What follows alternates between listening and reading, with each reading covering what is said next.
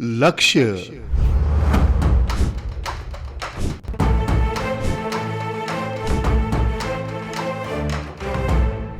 Very good morning. लक्ष्य कार्यक्रम में आप सभी का बहुत बहुत स्वागत है।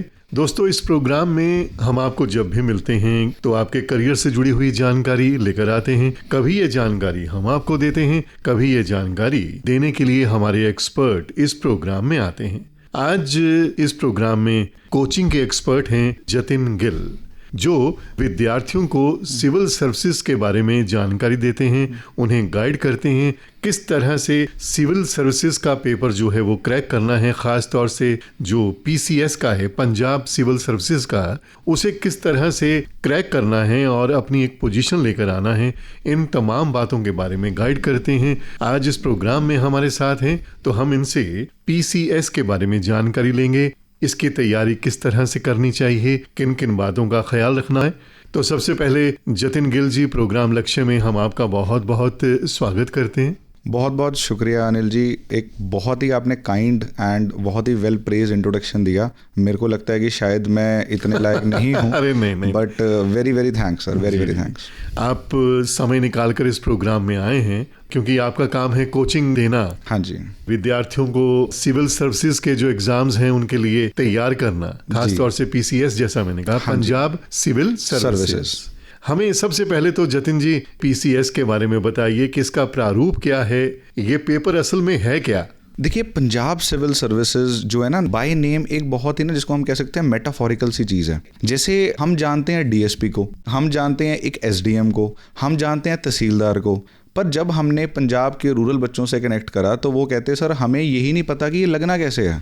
अच्छा जी सर। और एक सबसे ज़्यादा जो हैरानजनक बात कि वो कहते हैं कि शायद तहसीलदार भी इलेक्शन से लगा जाता है। अच्छा। तो मैं और हमारे साथ जो हमारे फतेह सर हैं, हम जुड़े और हमने ना एक मुहिम चलाई पंजाब में कि एटलीस्ट रूरल बच्चों तक जो पंजाब के हैं उन तक इन्फॉर्मेशन पहुंचाई जाए कि आप डीएसपी बन कैसे सकते हैं, आप तहसीलदार बन कैसे सकते हैं, अगर आपने एसडीएम बनने का सपना देखा है तो कैसे बन सकते हैं। क्योंकि आपको बेसिक मालूम ही नहीं है जी। सबसे पहले तो आपको अंडरस्टैंड करना पड़ेगा ना एग्जाम पैटर्न क्या है, इसमें कितनी स्टेजेस हैं। जैसे प्रीलिम्स होता है, उसके बाद मेंस है, फिर जाके कहीं हम इंटरव्यू में पहुंचते हैं। और प्रीलिम्स में क्या सिलेबस होता है, या मेंस में कितने एग्जाम्स हैं, 7 एग्जाम्स हैं कि 9 एग्जाम्स हैं। फिर कई बच्चे ऐसे होते हैं जिनको लगता है सिर्फ यूपीएससी की तैयारी करेंगे तो ही शायद पंजाब सिविल सर्विसेज हो जाएगा। वो उस तरफ चल पड़ते हैं। सो बात वही है कि सबके रास्ते अलग हैं, मंजिल अलग है तो रास्ते भी अलग होंगे। ऐसा नहीं है कि सिर्फ आप यूपीएससी की तैयारी करोगे तो आपका ऐसा है कि सिर्फ पीसीएस निकल जाएगा। सो बहुत न्यूएंसेस हैं इसमें, बहुत तैयारी है, कैसे तैयारी करनी है, वो सब के बारे में हम बात करेंगे, धीरे धीरे इस प्रोग्राम में आगे बढ़ाएंगे जी। आपने अभी यूपीएससी और पीसीएस के बारे में बात की है। हाँ जी। हम आपसे ये जानना चाहते हैं लगते हाथ जी कि यूपीएससी और स्टेट सिविल सर्विसेज में क्या अंतर है? बिल्कुल जी। देखिए, यूपीएससी का जो एग्ज़ाम है वो बनाता है आपको आईएएस, आईपीएस, आईआरएस, जो कि ऑल इंडिया सर्विसेज हैं, जो कि सेंट्रल गवर्नमेंट की सर्विसेज में आ जाती हैं। ऐसी और 23 पूरे भारतवर्ष के लिए एग्जैक्टली आपकी कहीं भी ट्रांसफर हो सकती है, कहीं भी पोस्टिंग हो सकती है, कहीं भी जाओगे, कहीं पे भी आपको सर्व करना पड़ेगा ऑल इंडिया लेवल पे। लेकिन जो भी स्टेट की सिविल सर्विसेज है, जैसे पंजाब सिविल सर्विसेज है, तो आप पंजाब के अंडर रह के ही पंजाब में सर्व करेंगे, आप हरियाणा में नहीं जा सकते। पंजाब के अलग अलग जिला है, बिल्कुल, वहां जाकर आप अपनी सेवाएं देंगे। और जैसे सेंट्रल सर्विसेज की बात करते हैं, आईएएस की बात करते हैं, तो आपको तो कहीं भी पोस्टिंग मिल सकती है। कई हमारे जो फ्रेंड्स आईएएस बने, उनका बेचारों का कई बार ऐसे दिल भी खराब हुआ कि यार हम पंजाब में रहते हैं, अब मैं नॉर्थ ईस्ट में रह रहा हूँ तो शायद कई बार कल्चर नहीं हमें समझ आता वहाँ का, बट पंजाब में रह के पंजाब की ही सेवा करना,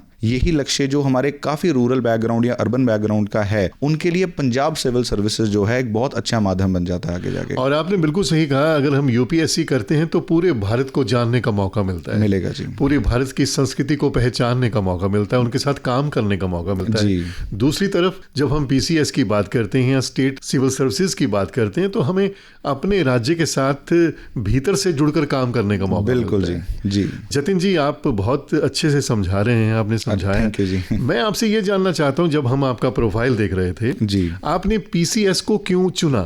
जी। सबसे पहले ना मैं अपनी छोटी सी आपको जर्नी शेयर करता हूँ। बीकॉम करा मैंने, कॉमर्स बैकग्राउंड था मेरा, तो बीकॉम करने के बाद एक कंपनी सेक्रेटरी का कोर्स होता है, मैंने उसकी तैयारी शुरू कर दी जी। तो मैं उसके मिड लेवल तक पहुंचा और मेरे को पता लगा कि मैंने कोर्स तो शुरू कर दिया है, बट इसमें मैं करूंगा क्या, व्हाट इज़ द कॉन्सिक्वेंस, मेरी जॉब क्या होगी। तो पता लगा कि यार शायद मेरे को किसी MNC मल्टीनेशनल कॉर्पोरेशन में बैठना पड़ेगा और वहाँ पे काम करना पड़ेगा। मैं ड्राइविंग लाइसेंस बनवाने गया और मेरे को ऐसी लंबी लाइन में लगना पड़ा ना, मैंने कहा यार ये तो एक मल्टीनेशनल कॉर्पोरेट वाला बंदा भी मेरे साथ ही खड़ा होगा। मैंने कहा एक मल्टीनेशनल कंपनी का CEO और एक ट्रैफिक पुलिस का हवलदार, इनका कोई मैच ही नहीं है। जो एक ट्रैफिक पुलिस के पास एक इतनी पावर हवलदार एक वील्ड करता है या कांस्टेबल वील्ड करता है, उतनी पावर एक CEO भी वील्ड नहीं कर सकता। सो दैट्स ये आपने वहां महसूस किया मैंने, क्योंकि एक हवलदार भी मौके का ऑफिसर है। बिल्कुल ऑफिसर है, एंड अब वही आपको डंडा मार सकता है अगर आपने लाइट तोड़ दी, कोई और नहीं मार सकता। CEO कुछ नहीं कर सकता और उसके पास अथॉरिटी है, आप कुछ कहोगे भी नहीं उसको। CEO तो अपने ऑफिस में ही करेगा, वो अपने ऑफिस में करेगा।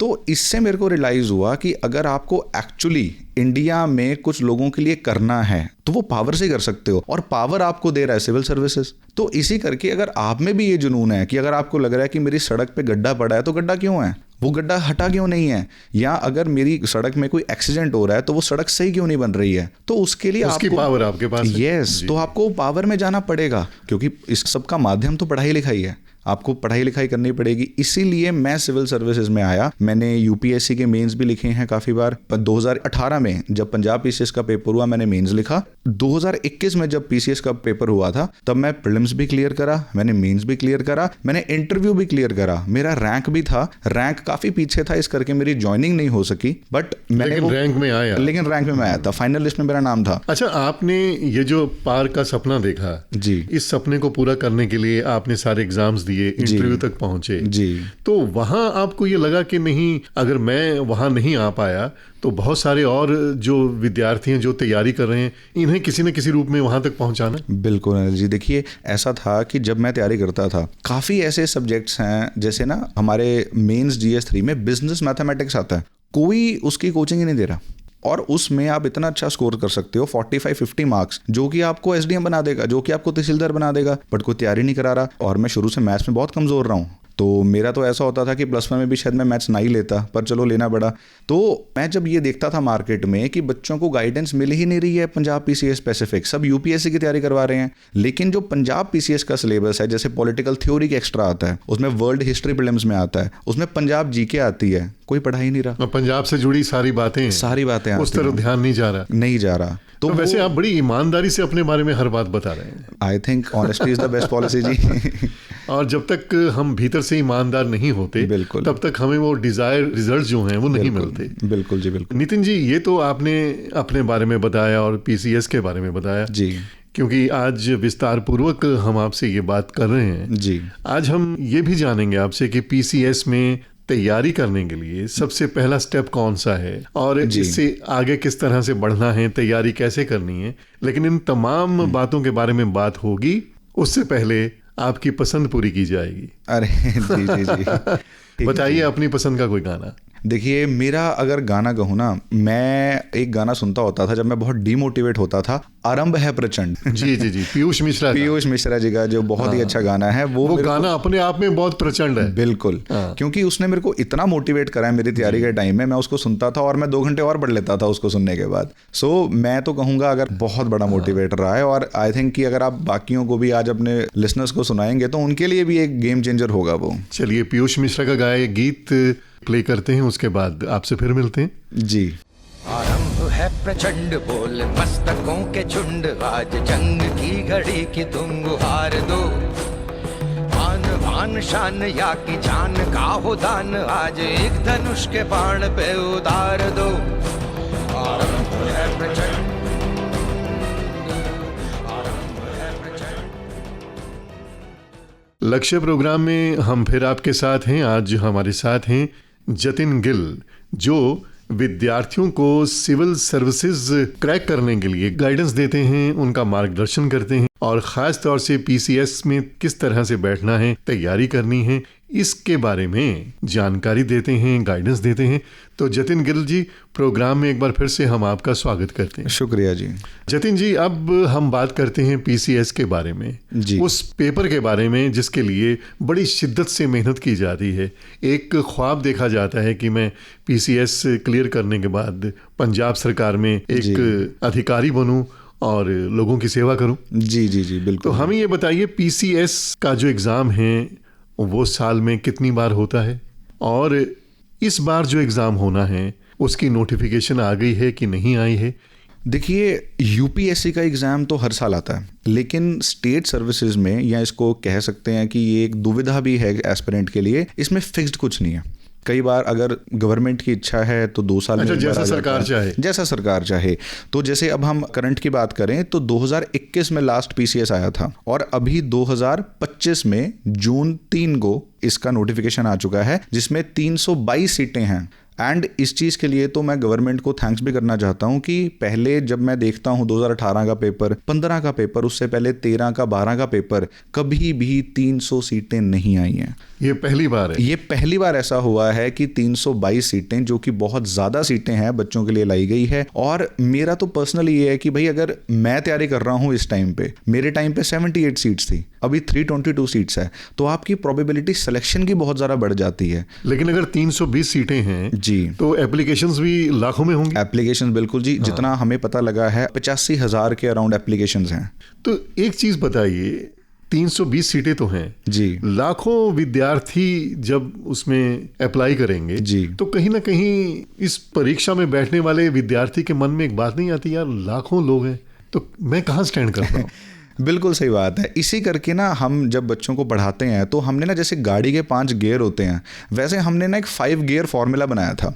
अगर आप उन 85,000 से अपने आप को स्टैंड अपार्ट करना चाहते हो, और उसमें से एक सीट, देखो हमें 322 सीटों से फर्क ही नहीं पड़ता, हमें तो एक ही सीट चाहिए ना, तो वो एक सीट आप कैसे पक्की करोगे, उसके लिए एक 5 गियर फॉर्मूला है। तो पहले गियर में गाड़ी जो होती है, आपको पता है कि उसको उठाने के लिए गाड़ी एक चाहिए होती है जो बहुत ज्यादा पुश मांगती है। तो सबसे पहले जो पुश चाहिए होता है कि सिलेबस को अंडरस्टैंड करो, एग्जाम पैटर्न को अंडरस्टैंड करो, प्रीवियस ईयर क्वेश्चंस देख लो। और सेकंड गियर में क्या होता है, गाड़ी थोड़ी और आगे जाती है। तो और आगे कैसे जाओगे, जो अपना बेसिक्स हैं, जैसे पॉलिटी, हिस्ट्री, इकोनॉमी, जो धीरे धीरे बढ़ाना अपने। जी जी जी, उन सबके बेसिक्स आप रीड कर लो। जी, तो अभी आपने सिलेबस की बात की है जी, तो पीसीएस का सिलेबस क्या है? देखो, पीसीएस का सिलेबस जो है ना, वो बहुत ही वाइड है। ऐसा कहावत कही जाती है कि everything under the sun is आज in the UPSC and PCS, but अच्छा, ऐसा भी नहीं है। अगर आप स्ट्रैटेजी से तैयारी करोगे, जिसको हम ना स्मार्ट वर्क का नाम देते हैं, अगर आप इस चीज से तैयारी करोगे तो you will get to know कि नहीं, ऐसा नहीं है, प्रिडिक्ट करा जा सकता है। तो वो स्मार्ट तैयारी क्या है? स्मार्ट तैयारी यही है कि पहले सिलेबस को समझिए। कि जैसे पॉलिटी है, मैं पॉलिटी पढ़ाता हूं बच्चों को, तो पॉलिटी में संविधान आप पढ़ोगे,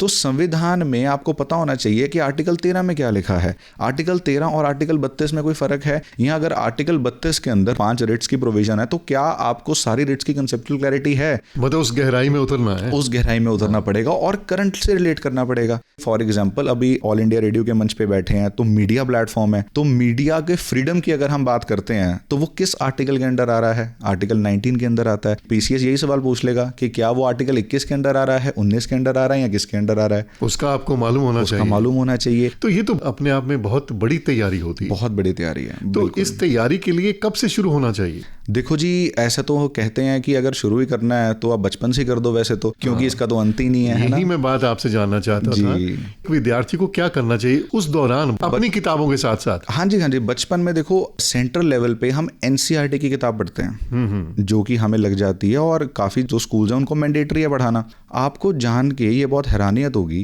कि जब हमारे पास आईआईटी से पढ़े हुए इंजीनियर्स आते हैं, हमारे पास सीए क्वालिफाइड जो लोग आते हैं, बड़े बड़े लॉयर्स जब तैयारी करने आते हैं, तो वो एनसीईआरटी ही पढ़ते हैं स्टार्टिंग में। उनको 6th क्लास की एनसीईआरटी पढ़नी पड़ती है, 7th क्लास की, उनको +1 +2 की एनसीईआरटी पढ़नी पड़ती है। एंड अगर आप कह रहे हो बचपन से कैसे शुरू करें, अरे उन्हीं एनसीईआरटीज को थोड़ा हम अच्छी तरह पढ़ लेना, वही एनसीईआरटीज हमें आगे जाके पढ़नी पड़ेंगी। जो आपका एनसीईआरटी का सिलेबस है, अगर उसको आप ध्यान से पढ़ते हैं, बिल्कुल, history, political science, everything is there. Yes, अगर उसको ध्यान से पढ़ते हैं, केवल इस मंशा से नहीं कि मैंने अपने पेपर जो है वो क्लियर करने हैं, जी, रिजल्ट अच्छा लेके आना, बल्कि आने वाले समय के लिए अगर आप सिविल सर्विसेज में जाना चाहते हैं तो उन एनसीईआरटी की किताबों को अच्छे से पढ़ा जाए। यस, मतलब वो कहते हैं ना कि सिर्फ रट्टा लगाने से तो एक एग्जाम क्लियर होगा, लेकिन अगर जिंदगी के लिए उस ज्ञान को अपने अंदर समाना है तो उसको समझना पड़ेगा। तो इसमें टीचर्स का भी कुछ रोल रहेगा जो स्कूल में बच्चों को पढ़ा रहे हैं कि उसको कैसे इंटरेस्टिंग बनाया जाए, क्योंकि अक्सर क्या है कि हिस्ट्री में बोल देते हैं ना कि सर डेट्स ही आ गई, क्योंकि अकबर कब मरा, अकबर का घोड़ा कहाँ को गया, यही हमें बताई जा रहे हैं। ऐसा नहीं हुआ, उसको इंटरेस्टिंग कहानी के रूप में बताइए, कहानी के रूप में बताइए। सो वो वहाँ पे टीचर का रोल आता है, जो कि मेरे को लगता है कि हम बहुत अच्छी तरह से पूरा कर रहे हैं कि history is one of the most loved subjects. और पॉलिटी का जिनको पी भी नहीं पता था उनको अब हमने पूरा संविधान रटा दिया है बच्चों को इसी करके। अच्छा, पीसीएस में और सब्जेक्ट्स क्या होते हैं? इकोनॉमी है हमारे पास, इंडियन इकोनॉमी का सब जानना होता है। जैसे आपने सुना होगा एग्रीकल्चर का एमएसपी का इशू बहुत चल रहा था, तो इस पे क्वेश्चन आया हमारे पास, तो वो आपको पता होना चाहिए। करंट अफेयर्स की पूरी नॉलेज होनी चाहिए, इन डेप्थ होनी चाहिए, इन डेप्थ। और करंट अफेयर्स को फिर रिलेट करना पड़ता है हमें स्टैटिक से, कि एमएसपी तो सरकार ने बहुत पहले पॉलिसी चलाई थी, लेकिन आज एमएसपी के ऊपर क्यों इतने धरने लग रहे हैं, उसका रीजन क्या है? खास करके हम पंजाबियों से अगर इसको जोड़ें तो पंजाबियों के बहुत दिल के करीब है ये मुद्दा, तो इस करके पीसीएस पूछेगा इसको, तो इसको तैयार करके जाइए। उसके बाद अगर मैं हिस्ट्री की बात करता हूं तो एंशिएंट हिस्ट्री, जो हमारे गुप्ता पीरियड था, जो हमारा मौर्यन पीरियड था, उसके बाद हमारे पास मिडीवल हिस्ट्री है जब मुगल्स आते हैं उनके बारे में, फिर हमारे पास मॉडर्न हिस्ट्री है कि गांधी जी ने आजादी कैसे दिलवाई। अब ये स्कूल लेवल पे पढ़ा हुआ है, सब पढ़ा हुआ है। हाँ, वही बात है, ध्यान से पढ़ा होगा तो याद आ जाएगा। वही बात है सारी। तो उसके बाद हमारे पास आ जाता है ज्योग्राफी। ज्योग्राफी में आपको सबको पता है कि सोलर सिस्टम है हमारे पास, और सोलर सिस्टम कैसे वर्क करता है वो पूछा जाएगा। जो हमारी एटमॉस्फेयर है, जैसे फॉर एग्जांपल अब बारिश आ रही है, तो वो बारिश का क्या प्रोसीजर है आने का, अगर मॉनसून आती है, मॉनसून क्यों आती है, क्या लो प्रेशर विंड्स का सिस्टम है, क्या हाई प्रेशर विंड्स का सिस्टम है, ये सब चीजें आपका पार्ट ऑफ सिलेबस है। जो भी सब्जेक्ट है उसकी मतलब गहराई से पूरी जानकारी होनी चाहिए। जी जी जी। इसके बाद जैसे अगर हम स्पेसिफिकली जाते हैं तो इन्वायरमेंट का एक सब्जेक्ट आता है। जैसे आपको पता है आजकल गर्मी होती है तो भयंकर गर्मी बढ़ जाती है, और आंधी तूफान कितने तेज आ रहे हैं, तो ये क्लाइमेट चेंज हो रहा है। तो क्लाइमेट चेंज को स्टडी करने के लिए इन्वायरमेंट हमारे पास एक सब्जेक्ट बनाया गया है, जिसमें इकोलॉजी, बायोडाइवर्सिटी जैसे सब्जेक्ट्स हैं। उसके अलावा अगर मैं सिर्फ पंजाब पीसीएस की बात करूं तो वी हैव पॉलिटिकल थ्योरी, जिसमें आपको जैसे वेस्टर्न थिंकर्स कहते हैं कि प्लेटो, एरिस्टोटल, सोक्रेटिस, ये जो ऐसे थिंकर्स हैं जिनका इम्पैक्ट पूरी दुनिया पे है। कार्ल मार्क्स का आपने नाम सुना होगा, ये सब थिंकर्स इनके बारे में पढ़ना। उसके बाद हमारे पास आती है वर्ल्ड हिस्ट्री, कि भाई रेनेसां में क्या हुआ, जो इंडस्ट्रियल रेवोल्यूशन थी उसमें क्या हुआ, वर्ल्ड वॉर 1 में क्या हुआ, 2 में क्या हुआ, ये सब बातें। उसके बाद हमारे पास आती है जो पंजाब पीसीएस के लिए सबसे इंपॉर्टेंट है, अभी ये जो जतिंदर औलख साहब चेयरमैन थे उन्होंने भी बोला कि Punjab GK is a very internal part of this exam, and इस बार पंजाब जीके से हम बहुत ज्यादा क्वेश्चंस एक्सपेक्ट कर सकते हैं in this upcoming Punjab PCS. तो उसमें आप लगाइए हिस्ट्री ऑफ पंजाब, जो जिसमें आप एंशिएंट हिस्ट्री भी है पंजाब की, मिडीवल हिस्ट्री भी है, जितने हमारे 10 गुरु साहिबान पूरी परंपरा जी। अच्छा, एक चीज बताइए जतिन जी, अभी सरकार ने ये कहा था कि जितनी भी ये सिविल सर्विसेज के एग्जाम्स हैं उनमें क्षेत्रीय भाषाओं में भी विद्यार्थी दे सकते हैं जी। तो जाहिर सी बात है कि पंजाब के जो विद्यार्थी हैं वो पंजाबी में भी दे सकते हैं। बिल्कुल जी, बिल्कुल। उसके बारे में थोड़ा बताइए। हाँ जी, तो इसमें क्या है कि हमारे पास 2 ऑफिशियल लैंग्वेजेस हैं पंजाब में, इंग्लिश एंड पंजाबी। तो इसमें क्या है कि जो जितना भी सारा ऑफिशियल वर्क होता है पंजाब में वो पंजाबी में ही होता है। तो इस करके इस एग्जाम को क्लियर करने के लिए आपको 10th लेवल की, जो सेकेंडरी लेवल हम कहते हैं, उसकी जो आपकी मैट्रिकुलेशन है उसमें आपकी पंजाबी होनी मैंडेटरी है। इसका मतलब ये है कि कोई विद्यार्थी अगर पंजाब से संबंधित नहीं है, किसी दूसरे राज्य से है जी, पंजाब पीसीएस देना चाहता है, तो 10वीं उसके पास पंजाबी होनी चाहिए। बिल्कुल, या उसका पेपर क्लियर हो। इसमें राज्य की कोई बंदिश नहीं है। और जरूरी नहीं है कि आप 10th में करो। जैसे हमारे जो पीएसईबी बोर्ड है, सीबीएसई बोर्ड, आप डायरेक्ट भी कर सकते हैं। वो अलग से भी पंजाबी का पेपर कंडक्ट करवाते हैं, तो वो आप पास कर लीजिए और आप एलिजिबल हो जाएंगे पंजाब पीसीएस देने के लिए। आप बता रहे थे उस पंजाबी में जो पेपर होगा जी, पंजाबी में पेपर है जी, हमारे पास 2 ऑप्शंस होती हैं। देखो, जो हमारा प्रीलिम्स का पेपर है जिसमें 2 पेपर होते हैं, जीएस 1 का और सीसैट का, उसमें ऐसे आपको क्वेश्चन पेपर मिलेगा कि एक साइड पंजाबी पे लिखा होगा और एक साइड आपको इंग्लिश में लिखा होगा। उसमें कोई चॉइस नहीं है आपके पास, वो दोनों में आपको मेंशन्ड है। मीडियम की बात कहां पे आती है, जब आपको खुद लिखना होता है, जो कि मेंस का पार्ट है, जब आपको खुद आंसर्स लिखने, जहां अपने विस्तार से उसका आंसर देना, बिल्कुल, पैराग्राफ लिखना है, तो वो आप उसे पंजाबी में लिख सकते हैं। वो लिख सकते हैं जी, सिर्फ बहुत अच्छी सुविधा है। बिल्कुल जी। सिर्फ एक पेपर है इंग्लिश का जिसको आपको सिर्फ इंग्लिश में देना है, वो मैंडेटरी पेपर है, वो कंपल्सरी पेपर होगा, वो बेसिक पेपर है जी, वो आपको देना है। हम अपने दिल की भावनाएं अपनी भाषा में बहुत अच्छे से व्यक्त कर सकते हैं। बिल्कुल जी। और ये इसी करके भी है कि पंजाबी को एक अलग लेवल पे लेके जाना, उसको प्रमोट करना, ये भी हमारी सरकार का एक उद्देश्य है। और इसके पीछे ये एक मोटिव है, इसके पीछे एक मोटिव है। और यही मोटिव को आगे लेके सरकार ने कहा कि रूरल बैकग्राउंड से जो कोई बच्चा है उसको डिसएडवांटेज नहीं होना चाहिए कि मैंने इंग्लिश नहीं सीखी। वो ये ना सोचे कि मुझे अंग्रेजी नहीं आती इसलिए, बिल्कुल। लेकिन वैसे वो इंटेलिजेंट है। और इसमें ना एक इशू जो बच्चे फेस करते थे कि भाषा में तो वो रेडी हैं लिखने को, लेकिन भाषा में कंटेंट भी तो होना चाहिए, भाषा में नोट्स भी होने चाहिए। अब जितने हमारे पास यूपीएससी की तैयारी कर रहे हैं बच्चे, जितने हमारे पास पंजाब पीसीएस की तैयारी कर रहे हैं, उनको तो बेचारों को सबको इंग्लिश में ही कंटेंट मिल रहा था, तो वो कैसे सोच सकते कि हम पंजाबी में पेपर देंगे। सो इसमें हम एंटर करते हैं। इसमें जो मेरी मुहिम थी, हमने सब बच्चों को कंटेंट दिया पंजाबी भाषा में। अब संविधान है, संविधान तो लिखा गया है, उसको हमने पंजाबी में बच्चों को समझाया। और बहुत बड़ा काम किया है। जी जी जी, इसी करके पंजाब का जो एक्चुअली रूरल बच्चा है, जो गांव का बच्चा है, वो हम पे बहुत ट्रस्ट कर रहा है और हमारे साथ जुड़ा है। वो भी उठ के आया है। बिल्कुल। ये बताइए कि पीसीएस को क्रैक करने के लिए एक विद्यार्थी का टेम्परामेंट क्या होना चाहिए? देखिए, टेम्परामेंट एक ऐसा होना चाहिए जो कि मैंने आपको कहा ना, आरंभ है प्रचंड गाना, उसमें क्या बोलता है, जीत की पुकार कर, हमेशा जीत की तरफ जाओ। मोटिवेशन जो होती है ना, आजकल रील्स का ज़माना है, हम रील्स में मोटिवेशन ढूंढते हैं, कोई हमें आके मोटिवेट करे और मैं 2 घंटे पढ़ लूँ, नहीं, हमेशा इनर मोटिवेशन अंदर से आनी चाहिए। तो आप अपने आप को उस कुर्सी पे बैठा हुआ इमेजिन करो, आप अपने को लोगों की सेवा करता, मैं डीएसपी बन के लोगों की कैसे सेवा करूंगा, मैं एसडीएम बन के लोगों की कैसे सेवा करूंगा। जिस दिन आपने वो अपने मन में बसा लिया, आपको मोटिवेशन की जरूरत ही नहीं है। सो वो टेम्परामेंट आपका होना चाहिए। अरे यार, ज्योग्राफी नहीं समझ आ रही, कोई बात नहीं, मैं 2 दिन एक्स्ट्रा लगा लूंगा। पॉलिटी नहीं समझ आ रही, मैं 2 दिन एक्स्ट्रा लगा लूंगा, पर मैं रुकूंगा नहीं। अगर मैं रुक गया तो वो कुर्सी मेरे लिए है ही नहीं। फिर अगर मैं रुक जाता हूं, आप कोई और जॉब कर लो, कोई बात नहीं, पर इस जॉब में अगर आपको आना है तो आपको एक ऐसा टेम्परामेंट रखना होगा कि भाई निश्चय कर अपनी जीत कर, और हार नहीं माननी किसी भी तरीके से। अच्छा, ये बताइए कि इस बार जो ये परीक्षा है, ये कब होनी है? 3 जनवरी को जब नोटिफिकेशन आया था तो उसमें लिखा हुआ था कि टेंटेटिवली इन अप्रैल कि हो सकता है। बट जितना देखो जी, हमें पता लगता है, मैं पेशे से वकील भी रहा हूं, तो हमें पता है कि क्या क्या प्रॉब्लम्स हो सकती हैं। उस नोटिफिकेशन में 3 बहुत बड़ी प्रॉब्लम्स थी, तो मैंने कहा कि नहीं, ये अगस्त से पहले तो नहीं होता, और वैसे ही हुआ। अभी जब क्लैरिफिकेशन पीपीएससी की तरफ से आया तो उन्होंने कहा कि हम प्रीलिम्स का एग्जाम सितंबर और अक्टूबर में करवाएंगे। तो मैंने इसलिए पूछा कि अब मैं ये जानना चाहता हूँ कि अगर सितंबर में होता है, अगर होता है जी, तो ऐसे में आज की डेट से वहां तक तैयारी कैसी होनी चाहिए? जी जी जी, बिल्कुल। क्या अब तैयारी का मौका है कि केवल ब्रशअप करने का मौका है? जी जी जी, देखिए, ये सवाल मेरे को जब से ये नोटिफिकेशन आई है ना, तब से बच्चे पूछ रहे हैं, और सभी पूछ रहे हैं। बिल्कुल सभी पूछ रहे हैं। और आपने ये सवाल पूछा तो मैं पूरे पंजाब को ये बताना चाहता हूँ, मैं पूरे चंडीगढ़ को, सबको ये बताना चाहता हूँ, it is possible. It is possible. ऐसा कुछ नहीं है कि आज भी अगर आप कहो कि पॉसिबल नहीं है, still you have time. Yes.